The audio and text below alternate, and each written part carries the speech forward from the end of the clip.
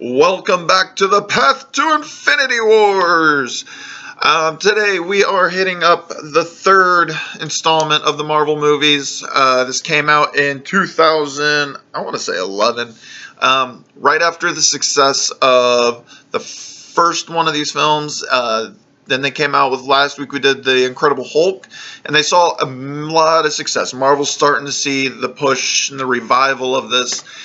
And then they decided to milk the franchise a bit and release this movie, Iron Man 2.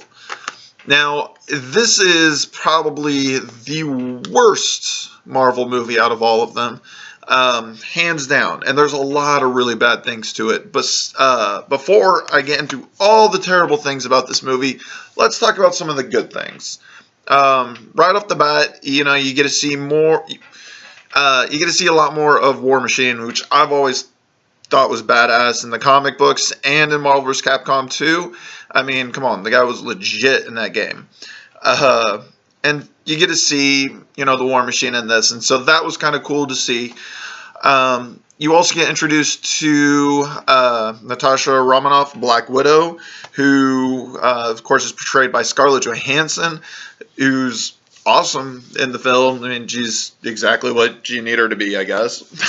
And then, personally, you get to also see one of my favorite actors in this movie who's got a very small, minor role, but not really a small role. Like, it's, without his role, nothing really, happens.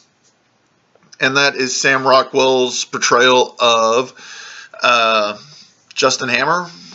And it's kind of weird that they haven't tried to bring him back into anything yet. I think he can, he could be a fun little bad guy to bring back into some other Marvel movie in the next couple years. But the downside is Sam Rockwell's probably going to get a lot of job offers after 3 billboards this year, and so you probably won't get to see him do anything with Marvel anytime soon. But those are kind of the nice things about this film. The good parts. The bad things are abundant. The storyline's very weak. There's a lot of unnecessary points throughout the whole thing.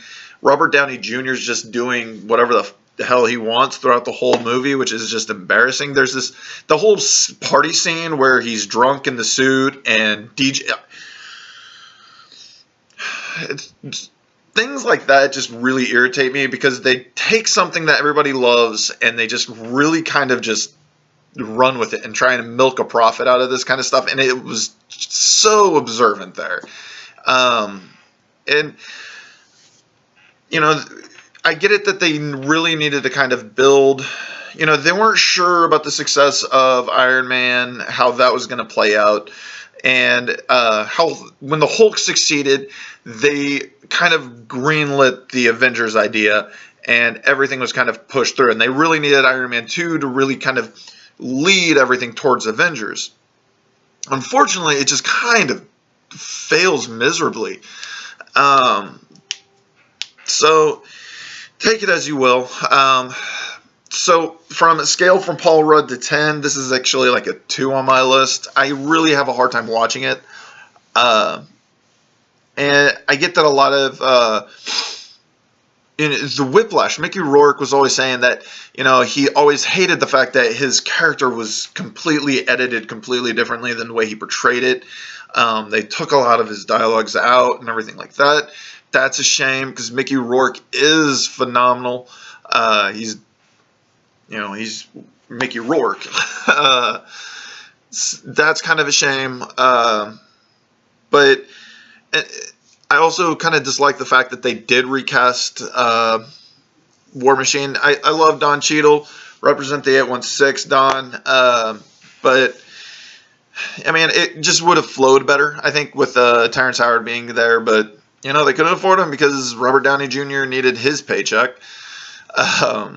So this movie's really tough to watch because it's not very good and it's not very entertaining. And I love Sam Rockwell. Like, I could go on a Sam Rockwell movie marathon any day of the week. And yet this is one that I have a tough time doing. All right, so that's my movie review for the day.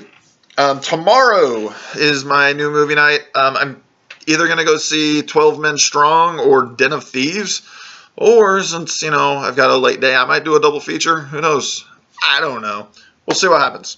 Subscribe! If you guys are liking these, next Wednesday we'll continue on the path towards Infinity Ward.